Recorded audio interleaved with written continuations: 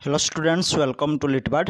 Today we are going to discuss on the question of write about the relationship between ideology and literature, Marxist criticism by Terry Eagleton. So let's start. Marxist criticism analyzes literature in terms of the historical conditions which produces it. It is a part of a large body of theoretical analysis which aims to understand ideologies and plays a significant role in the transformation of human society.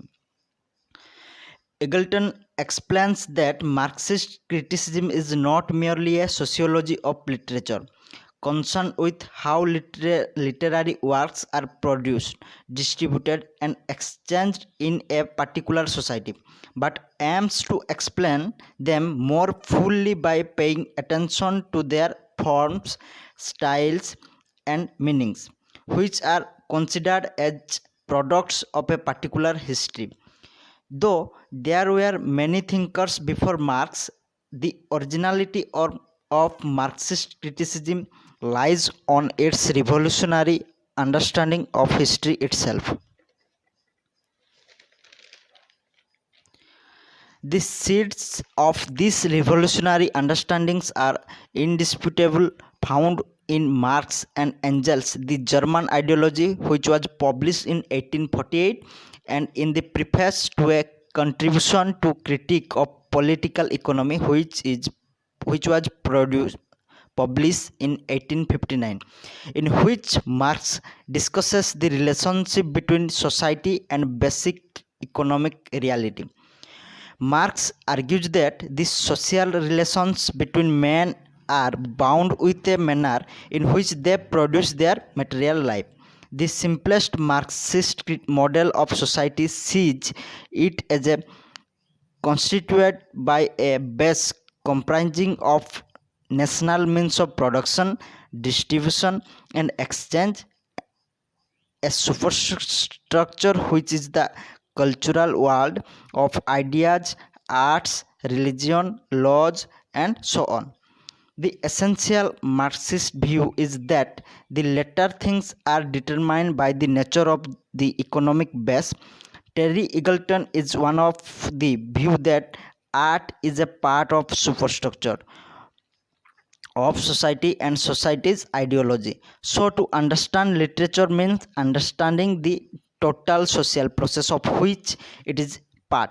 He maintains that to comprehend literary works, we have to first understand the complex indirect relations between those works and the ideological worlds they inhabit.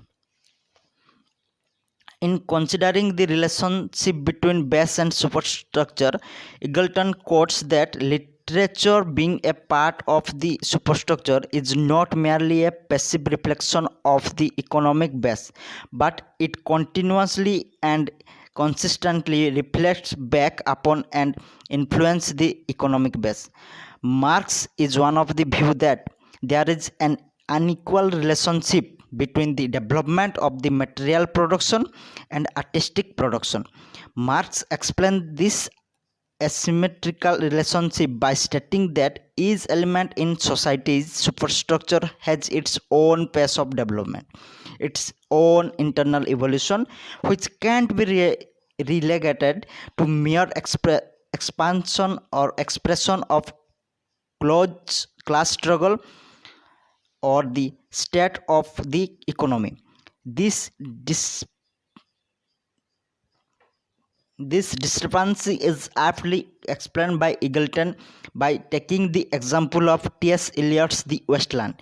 Eagleton says that The Wasteland can be explicated as a poem which is determined by ideological, political, and economic factors.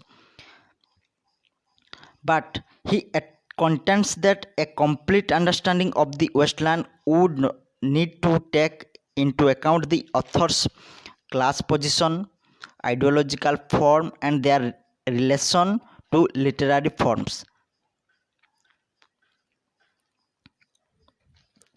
which are directly relevant to the base or superstructure model. The question of ideology is central in understanding Marxism. In ordinary sense, ideology refers to a set of ideas that people continuously hold and believe in it. But in contrast, Marxist notion of ideology is not a set of beliefs or doctrines, but it stands for the way we experience our lives in class-based society. It also signifies the values, ideas, and images which bind us to our social function and prevent us from true knowledge of society as a whole.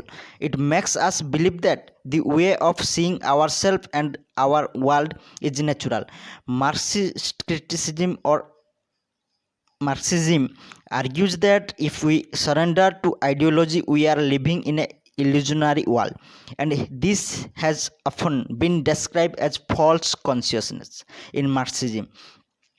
So Eagleton argues that if literature is considered as ideology in a certain artistic form, then it would just be expression of the ideologies of their time, a document of false consciousness. On the other hand, literature also challenges the ideology. It confronts and transcended the ideological limits of its time, providing us insight into the realities which ideology actually hides from our views. Eagleton provides Althusser's subtle account of the relationship between literature and ideology to further his argument. Althusser explained the relationship by bringing it the difference between arts. Science and arts. Eagleton defines ideology as the way men live out their roles in class society.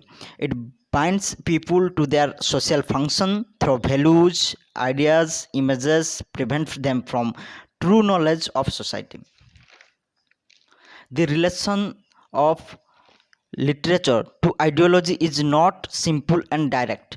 Eagleton mentions here two extreme views about the criticism. All literature is nothing but the expression of ideology.